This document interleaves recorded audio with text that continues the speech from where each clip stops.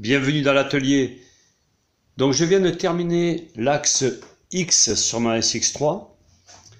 Donc le boîtier rajouté, celui-ci, donc le moteur est dessous. Donc là on a le moteur qui est situé dessous ce boîtier. Donc le boîtier lui ne bouge pas, il est bien fixé. Donc là il y a le boîtier de commande qu'on a déjà pu voir sur une autre vidéo pour l'axe justement Z, pardon. Le Y, lui, n'est pas encore fait, donc ça va venir normalement assez rapidement, j'espère. Donc j'allume la console. Voilà, je fais une petite mise au point.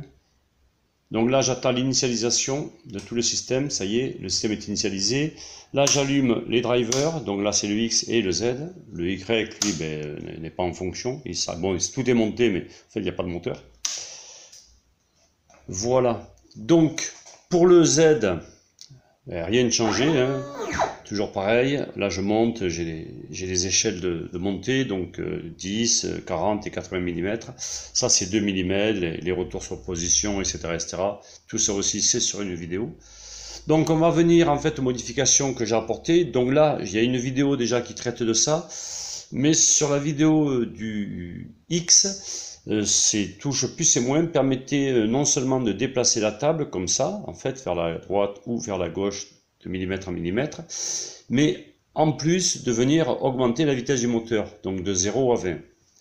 Et là, bien entendu, ça je vais les supprimer, il n'y a plus que déplacer la table, puisque maintenant j'ai rajouté une manette, celle-ci. Donc l'avantage de cette manette, et bien entendu, ça se comprend. Voilà.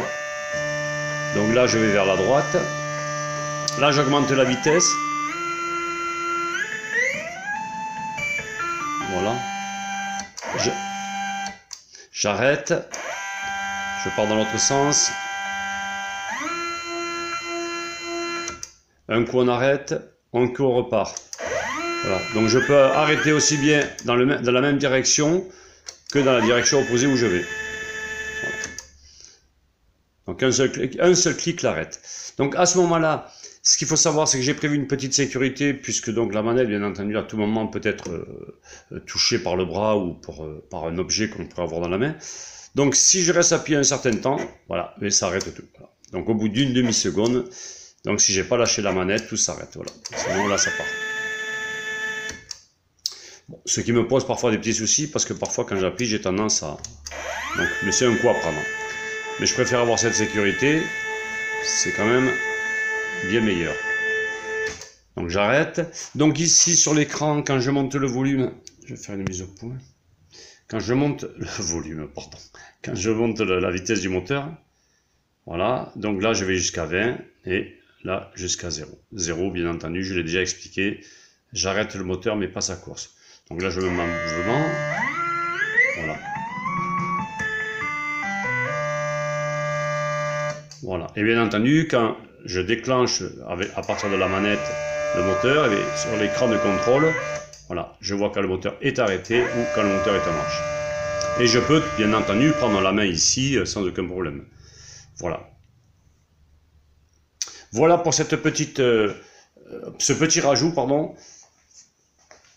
Le X complètement terminé sur la SX3. Reste plus que le Y à mettre en place ici. Et puis ensuite, eh bien, tout sera terminé. Donc le boîtier de commande, lui, il est ici derrière. On le voit. Donc j'ai fait 2 vis en fait de serrage rapide pour pouvoir l'ouvrir. Donc on peut l'ouvrir, hein, on va voir ça rapidement.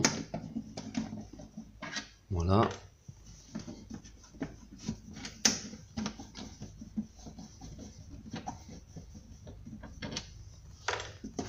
Bon, avec une main c'est pas facile.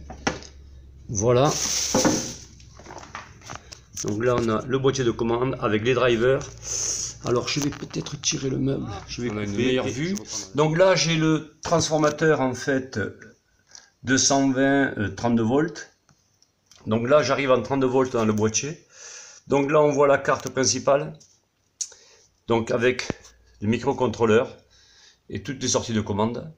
Donc à droite j'ai le transformateur qui lui me permet de passer donc de 32 volts en 8 volts 4 pour alimenter l'électronique.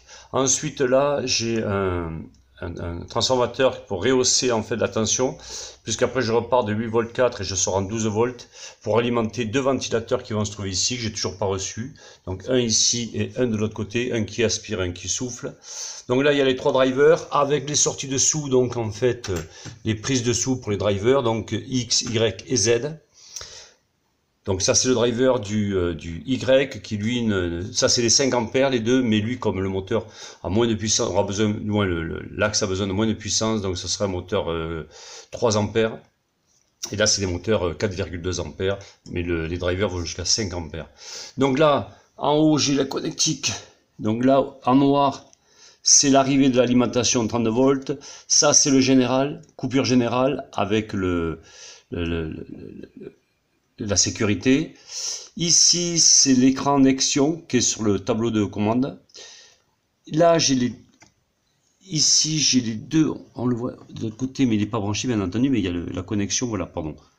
Voilà, là, c'est les deux, ça c'est le potentiomètre, donc pour le X, et ça sera pour le Y. Ici, j'ai une connectique, en fait, qui me permet de commander tous les drivers. Toute la commande des drivers, et derrière j'ai la commande 8 broches pour tout ce qui est manette, etc. Voilà pour le boîtier de commande. Donc ce qui reste assez dégagé, assez aéré, en tous les cas je l'espère, je verrai ça dans le temps. Pour l'instant il n'y a pas de souci. Alors pour ce rehausseur de tension, c'est parce qu'en fait j'ai une sonde ici, et comme j'ai expliqué il y aura des ventilateurs, donc la sonde dès que je dépasse une certaine température, donc 45 degrés, mais après bien sûr ça c'est paramétrable, donc je verrai bien à l'usage, et à ce moment là j'ai les ventilateurs qui se déclencheront, il y a un relais qui est ici, et qui me mettra les ventilateurs en marche. Voilà, on a fait le tour, au revoir.